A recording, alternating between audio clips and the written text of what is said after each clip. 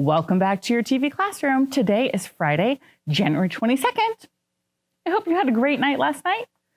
Before we begin our math lesson today, let's check in with our zones. And I'm going to move Rafa while we do that. All right. Rafa, how you doing today, buddy? You're in the green zone? Why are you in the green zone? You're feeling ready to learn? You really liked the lesson on area? Okay. How are you feeling today? What zone are you in? Thank you for sharing your feelings. I really appreciate that. If you're not comfortable sharing with me, you can share with a learning buddy or someone at home. It's Fact Fun Friday. So we're going to look at some facts and we're going to see how quick can you do it. Are you ready? Let's go. Now, when I look at facts, I don't say times because times doesn't mean anything. I know that this multiplication symbol right here means groups of. So I just read it that way like a sentence. One group of 56 is,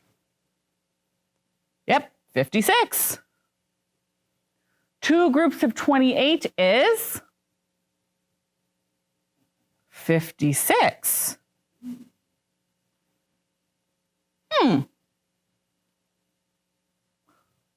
Four groups of 14 is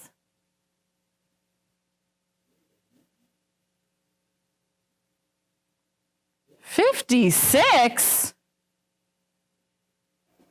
Mrs. Wally, they're being funny. 8 groups of 7 is 56. Huh. Yeah. I want you to watch the factors as I go back through the ones we just did. So we have 8 and we have 7. What happened to our factors? 8 split in half and 7 doubled. We call this strategy halving and doubling. The 2 split in half and the 14 doubled.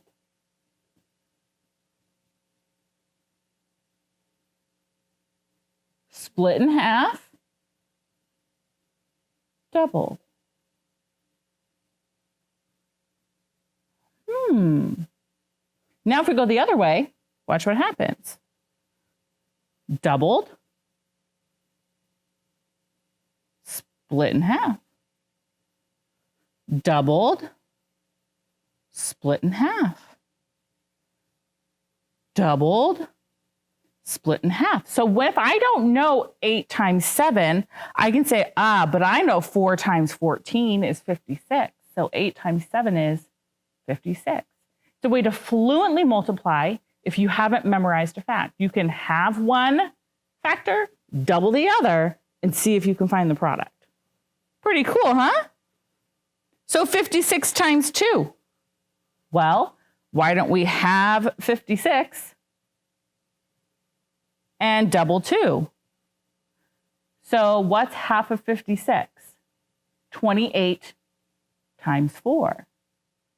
If that's too hard, you could do 14 times 8. I personally like 56 times 2 because I just add 56 and 56. And what do you get?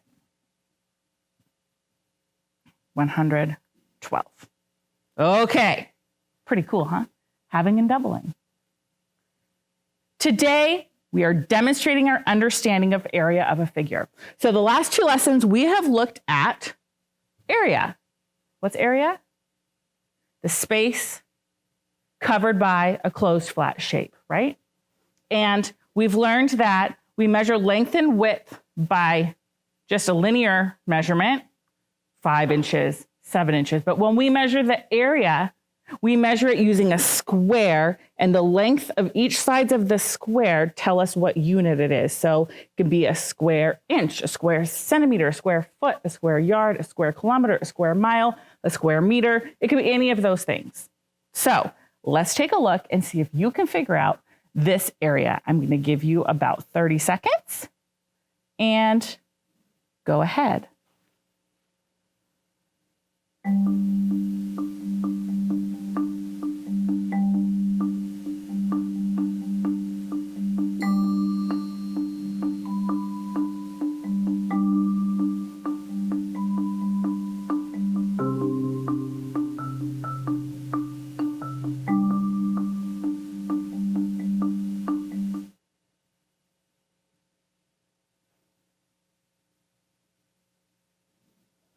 Okay, what area did you find? If you said 9 square inches, you were correct. How did you figure it out? What did you do? Okay, some people said, well, I counted all the boxes, 4, 8, 9. Someone else said, well, I kind of saw 2 shapes. I saw this rectangle and this square, and I knew this square was 1, and then I saw 2 groups of 4 was 8, and 8 plus 1 was 9. Both people got 9 square inches.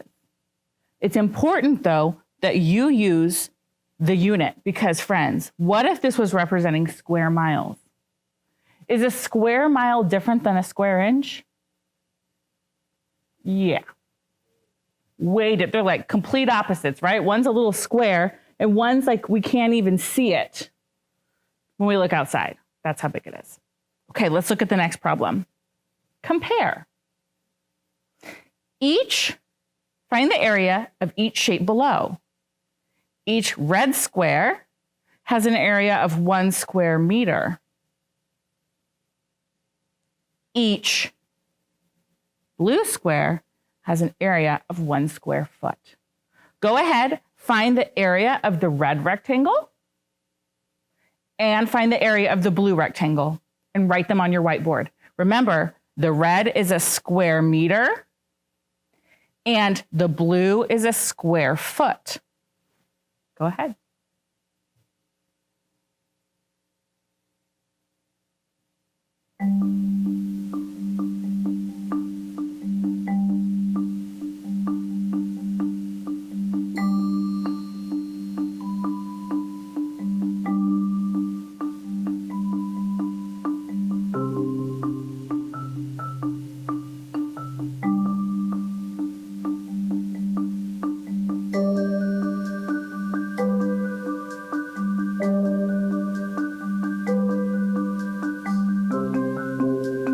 Okay, red rectangle, how many square meters?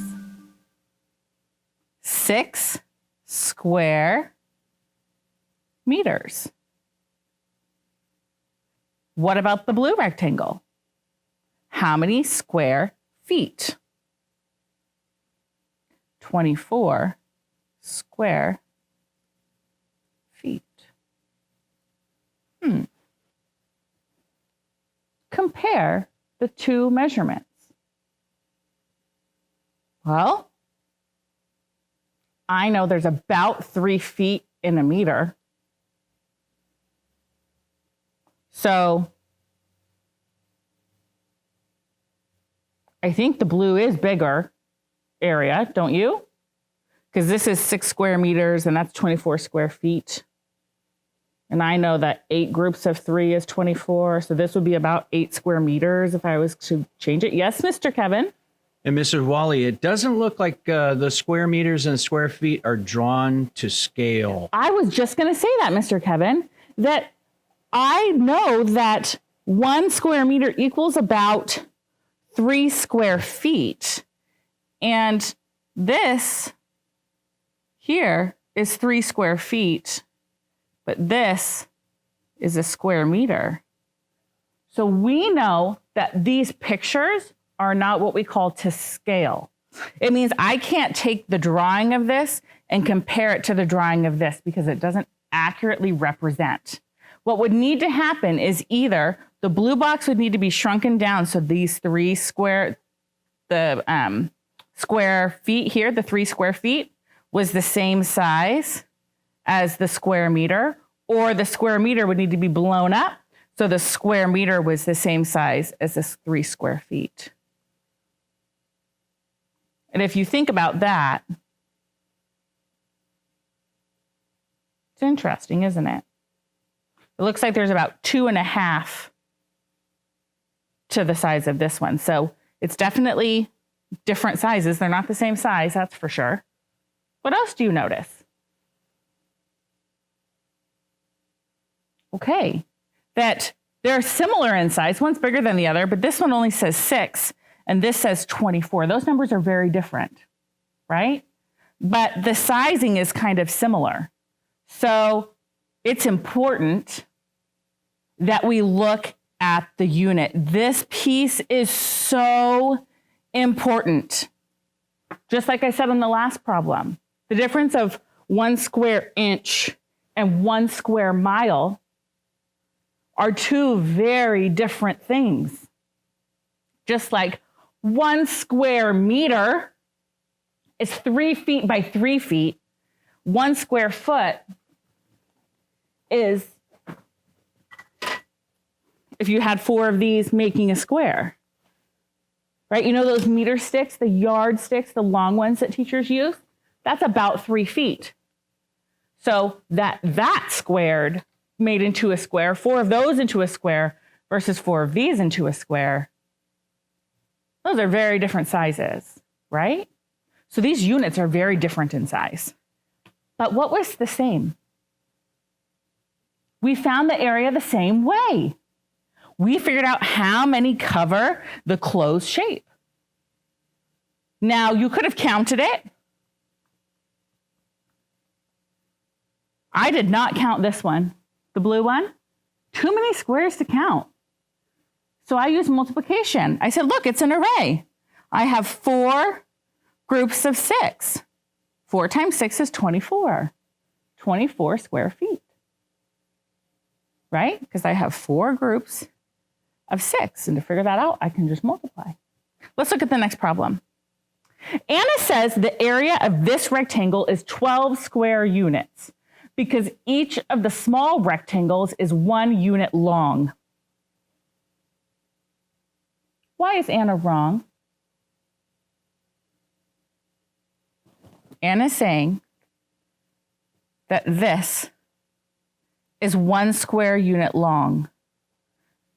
Therefore, there are 12 square units.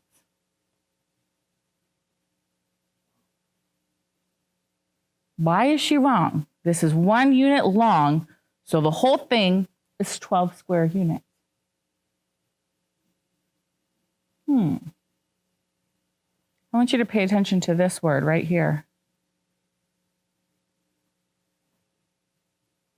Square. It has to be a square unit. What makes a square? Dig back to kindergarten, first grade. What is a square? A square is a flat shape with 4 flat closed shape with 4 equal sides touching at 90-degree angles. It's a flat closed shape. Are there 4 equal sides? Opposite sides are equal, but all 4 sides are not equal. So is this a square? No, it's a rectangle unit, and we don't measure in rectangle units. It doesn't give us an accurate measurement. We measure in square units. So this we don't know because we don't know how many units long and how many units up because these aren't square units, right? It's like she's measuring in feet on this way and then inches on this way. It doesn't work. That's not area. Area has to be square. Make sense? So when we measure area, we can't be counting rectangles. We have to be counting the squares. And this isn't split into squares. And so I don't know because I don't have, it's like we're using 2 different units of measurement and you can't multiply inches times feet. You have to convert one of them and it gets really confusing. And so that's not going to work. So make sure when you're measuring that you're using the same unit of measurement for the length and the width. Okay? Awesome.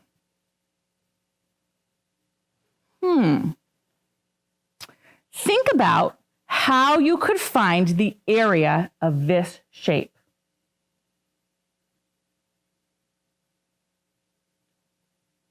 What would you do? Have you ever played that game where each person has a different colored pen and you get to connect one line segment, and then the other person gets to go, and then you're trying to make squares? You know what you're doing in that game? You're creating the area of a flat shape. So what should we do? It's like playing that game. It's super fun. Oh, I should start connecting line segments in. Can I do diagonals?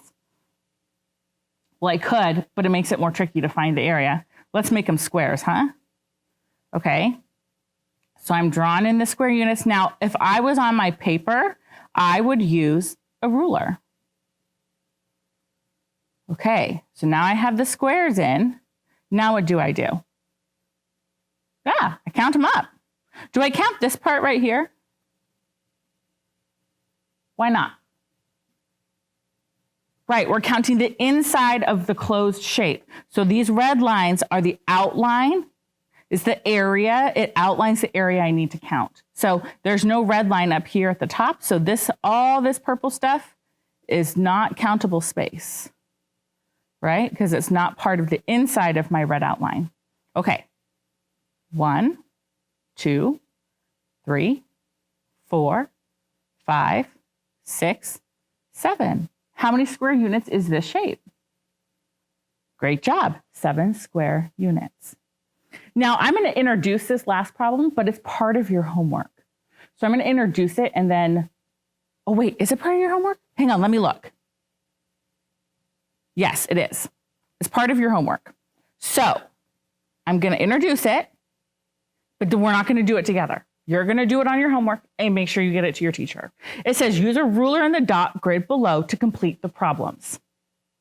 Part A, you're going to draw a rectangle with an area of 8 square units on the grid and label the middle of it A. So you're going to make the rectangle, and in the middle, you're just going to write in A. B, draw a rectangle with an area greater than 8 square units somewhere on this grid and label it B. C, how did you know how to draw your rectangle B with an area that was greater than 8 square units? And you're going to write. How did you know how to do that? What was the thinking that happened in your head? If I was to unzip your head and look in while you're thinking about it, what would we see? Write that down. You might use words. You might use a picture. You might use a diagram. Explain whatever makes sense to you. Okay? And then you're going to answer this question as well. Explain how you can find the area of a rectangle drawn on a dot grid. So just like we did here, how would you find the area of the rectangle drawn on the dot grid? What were the steps we took to figure out the area of that shape? Okay, your homework is page 311, 312. We already did 311 together, but you can do it again for practice. And then 312, you're going to do on your own. Today, we demonstrated our understanding of area of a figure. We identified the square units. We counted the square units that covered the area, and we told the area of the figure. Nice job.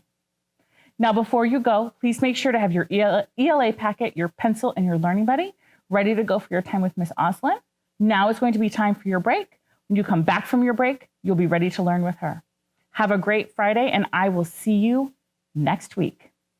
Bye.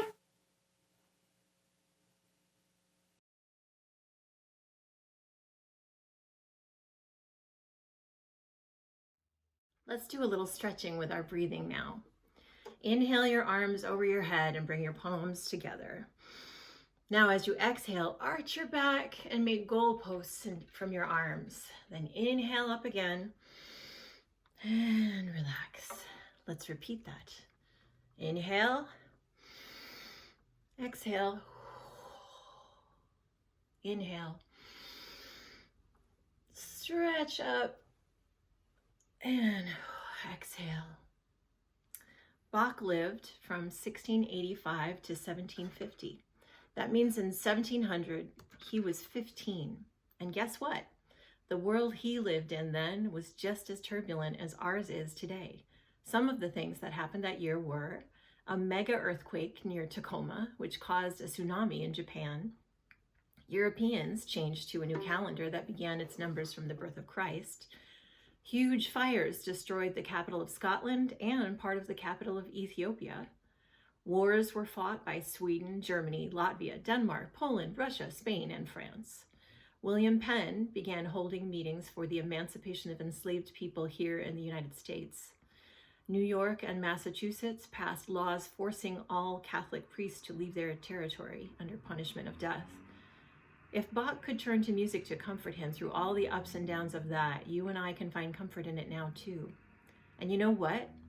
Even with all that chaos happening, one special thing stands out about that year too. The piano was invented in 1700. We've all gotten to enjoy piano music ever since.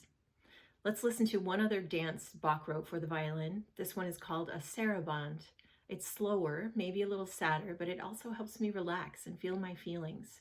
If I were to think of words for how this music makes me feel, I would say gentle and touching. What words would you describe it with? Feel free to move to this dance music too and see if you let your body sway and your heart open while you breathe to the music, how it feels.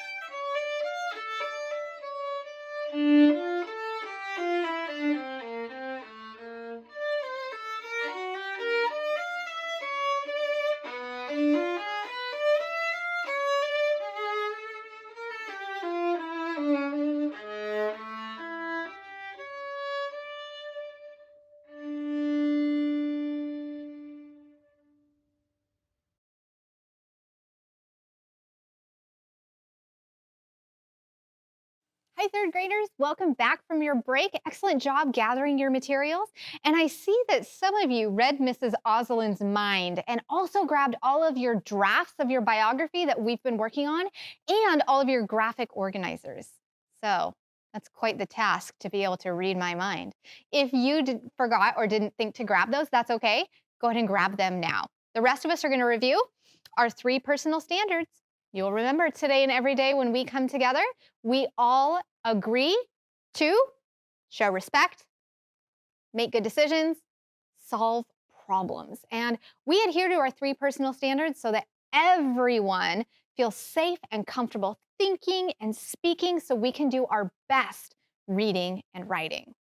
Now, we've been working on our biographies. We have selected subjects. We have drafted an opening and an ending. We are including quotes. We have our body of of our biography that tells us each paragraph and the main idea and the supporting details that we want to make, including our opinions and the people around our subject who may have influenced who they became and what they contributed. Today, we're learning that biographers revise their work to make sure that their ideas connect to one another from beginning to end. And when we revise our writing, we go in and we add to it to make it better. Now, it might be tempting to just say, Mrs. Oslin, we've been working on this for weeks now. I'm done with my biography. But we know that authors always go back and make it better. I can tell you a couple years ago, when I was working on my national board certification, I did a lot of writing. And I got to a point where I was like, I don't want to read it anymore. I'm sick of it. I'm sick of thinking about these ideas. I'm tired. But I had to go back and reread it and make sure that my ideas connected to one another from beginning to end, so that when my reader, the person who was giving me a score and deciding whether or not I passed my national boards, so it made sense to them and was easy to read and that they wanted to read it. I don't want to read something if it's confusing, the ideas don't connect, or if it's out of order. So that's what we're going to work on today. And when you do this, I'm going to give you some questions that you can ask yourself as a writer to make sure that your ideas connect to one another all the way through. One of the questions that you can ask yourself is, do the details, facts, and examples in each paragraph connect to one another? So I'm just putting this out there right now. You don't have to write this down. I'll show you again at the end before you go off to do your independent writing. But this is something we're going to think about. Do the details, facts, and examples in each paragraph connect to one another? Another thing you can ask yourself is, do I use words to link these ideas together? That way your sentences don't seem choppy. They flow together. And I'm going to give you in your ELA packet, I'm going to show you where you can find a list of linking words to help you make sure that you have words that link all of your important thinking together. You can also ask yourself, do I have enough examples to support my opinions? Now, when we looked at the graphic organizer that helped us write the body of our paragraph, there were 4 bullet points of examples. You should have at least 3, if not 4 examples to support your opinions in each paragraph. And the last question is, do my ideas flow smoothly from one to next, or do they sound more list-like? Now, when we wrote out the body on that graphic organizer, it had bullet points. It was very much like a list. And that's okay when we are drafting, which means we're just starting out our writing. But now we're taking our draft and we want it to flow smoothly and not sound like a list. And inserting some linking words is really going to help us with that. And we're going to look at an example today from our mentor text, A Picture Book of Cesar Chavez by David A. Adler and Michael S. Adler. And the authors of this book, absolutely, I guarantee you, revised their writing. They didn't just write the book from beginning to end the first time and then call it good. I guarantee you, they went back and revised. They added to it to make it better. They added linking words. They made sure that they had lots of examples to support their opinions. They made sure that there was a flow to it, that it wasn't just like reading a list. So this is an excerpt, which means part of the book that is taken out. And it's on, I did it like this because I think this will be easier to read, because I do want you paying attention to the linking words and to the ideas and not just the pictures. So we're going to read this example. And as we read through the paragraph, we're going to think about the opinion, the supporting reasons, and linking words that our authors have used. Are you ready? Okay, here we go. Let me make sure my highlighter's ready, because I really want to draw your attention to some things. Let's just read it all the way through once, and then we'll go back and look at the opinions and reasons and how they're linked. Cesar Chavez was a courageous and determined man. For instance, when he was a schoolboy, he was hit by his teacher for speaking his native language of Spanish. However, in order to learn, he continued to attend school. Cesar was also courageous because he was 15 and his father was hurt in a car accident. Cesar had to drop out of school in order to make money for the family to survive. In 1952, when Cesar was a young man, he decided to speak out and urge people to register to vote.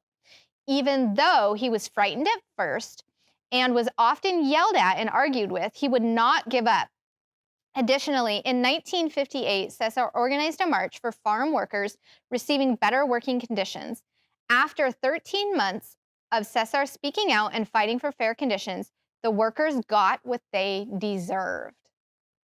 Now, in the very first sentence, it says, our subject was a courageous and determined man.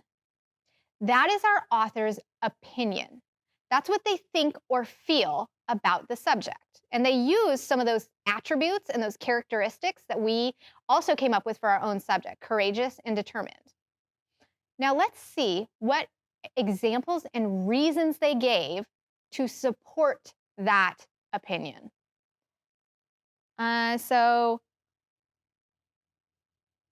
it says that when he was a schoolboy, he was hit by his teacher for speaking Spanish. However, in order to learn, he continued to attend school.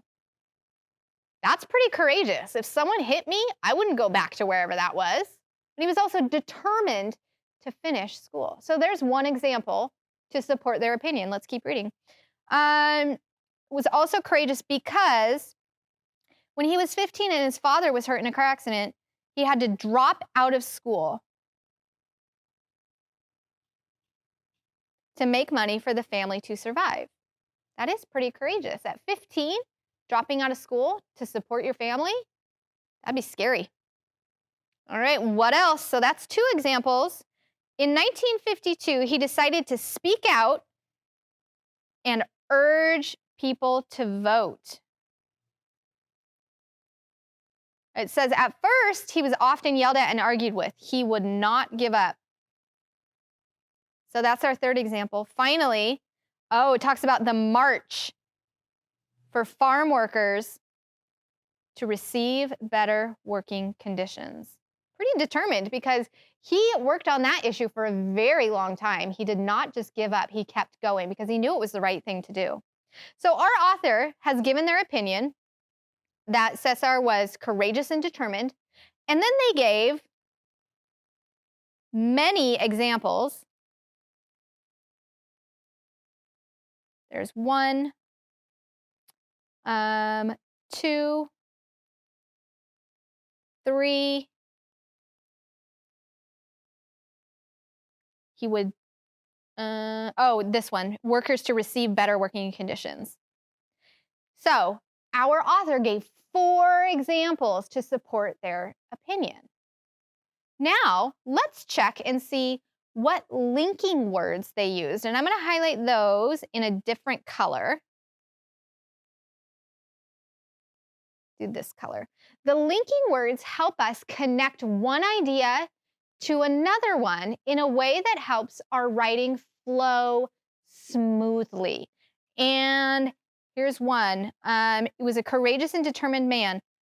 For instance, that's a linking term where it takes one idea that our subject was courageous and determined. For instance, it connects that with the example that they give. They also have, however, in order to, that's where they connect the idea that our subject was hit by his teacher, but he continued to attend school.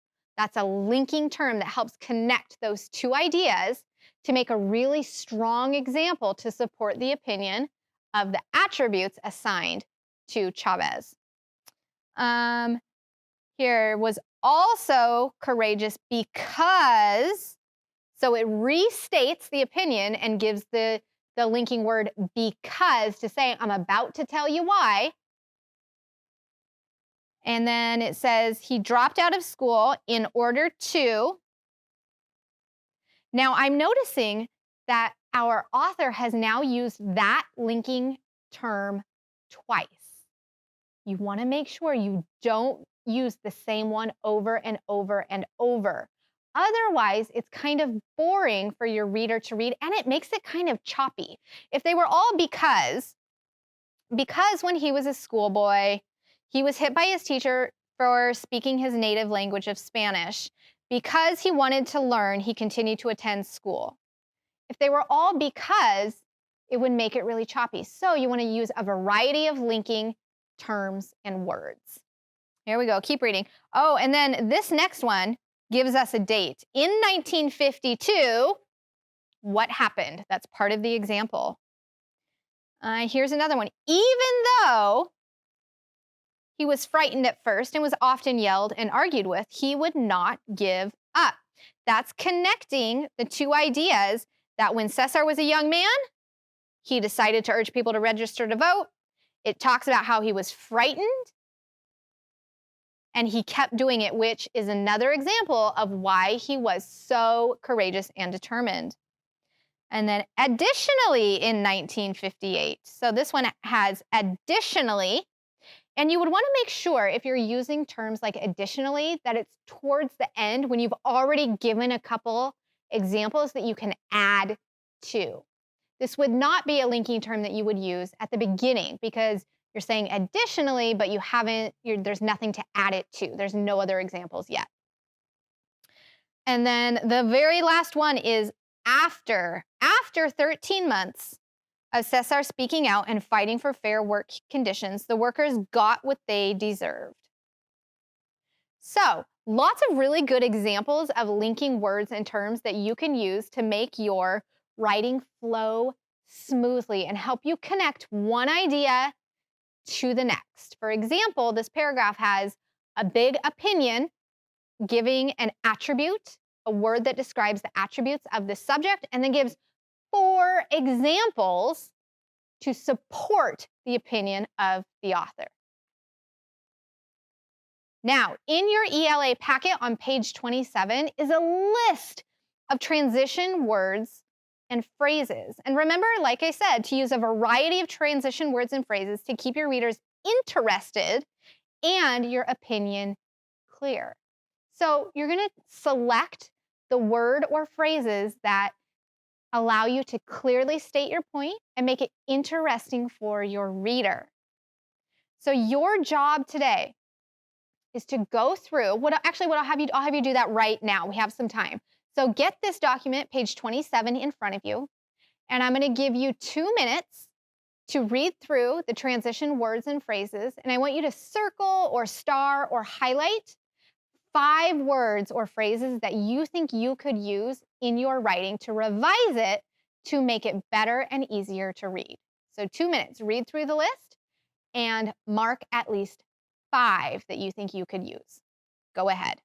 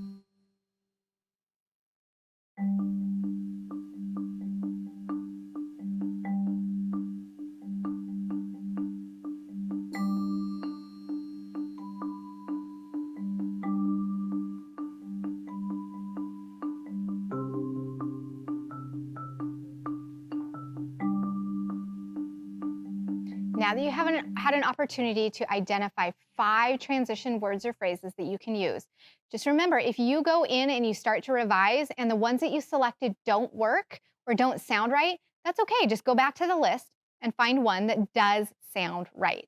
Now, I want you to have your copies of your draft, your biography in front of you.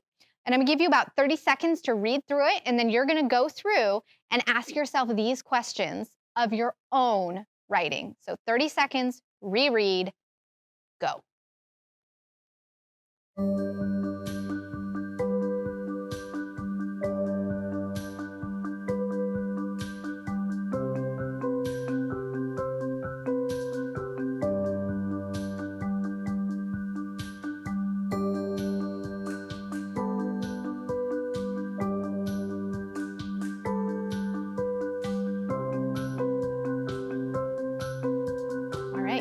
Now, the first question you want to ask yourself is, do the details, facts, and examples in each paragraph connect to one another? Take a moment. I'll give you again 30 seconds to make notes and think about what you can add to make sure that all the details, facts, and examples connect to one another.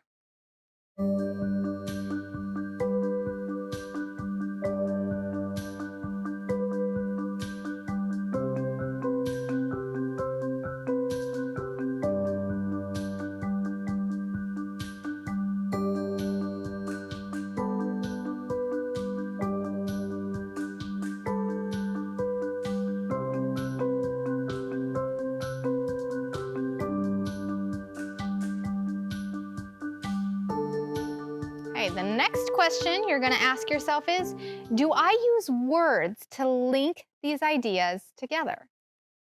Now, don't worry about rewriting. This might be a time where you can go back and maybe just pencil in some of those linking words or phrases that you selected, and you can always change them later. But just to give yourself an idea of the work that you can add to when you're independent working. So 30 seconds, do I use words to link these ideas together? If not, jot one down that might work. Go ahead.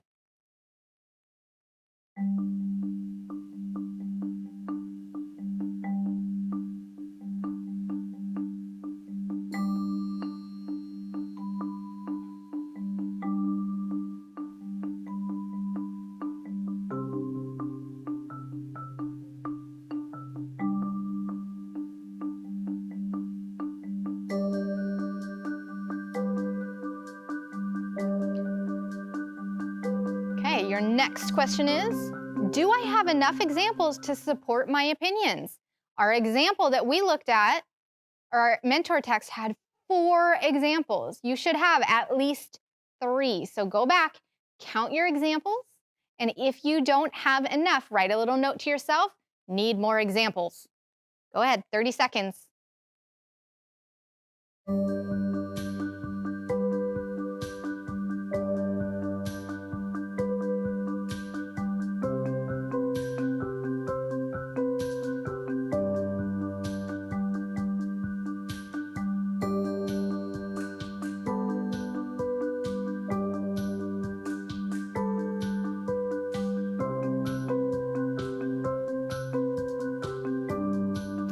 And the last question is, do my ideas flow smoothly from one to the next, or do they sound more list-like? This is where I'm going to have you read your writing out loud. Reading your writing out loud can really tell you if it flows smoothly or if it sounds choppy, like you're reading a list. So 30 seconds, read it out loud and make notes if you need to revise to make it flow more smoothly. Go.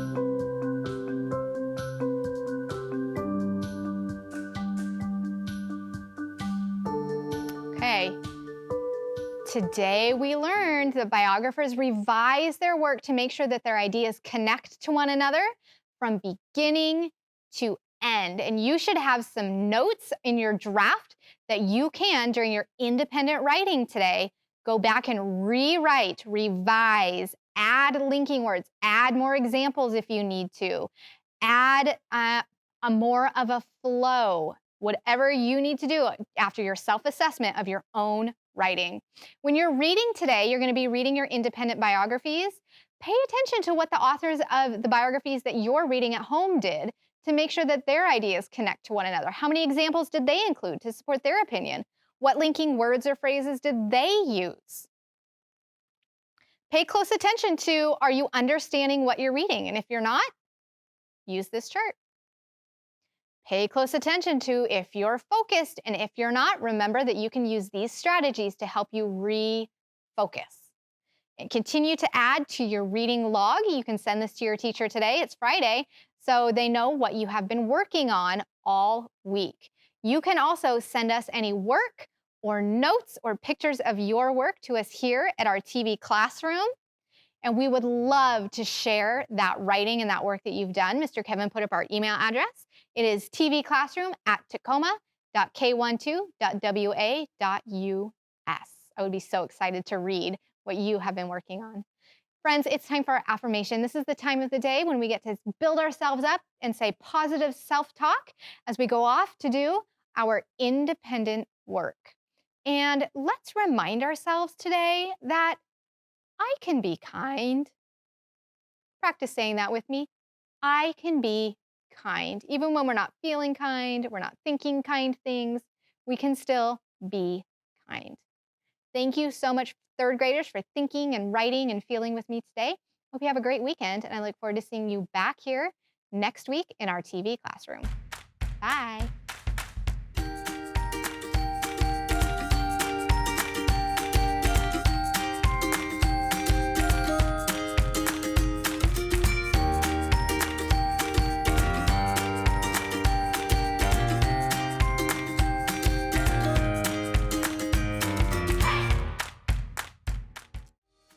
Hey kids, we want to see your work. Just send your pictures and your stories to TV Classroom, 601 South 8th Street, Tacoma, Washington, 98405.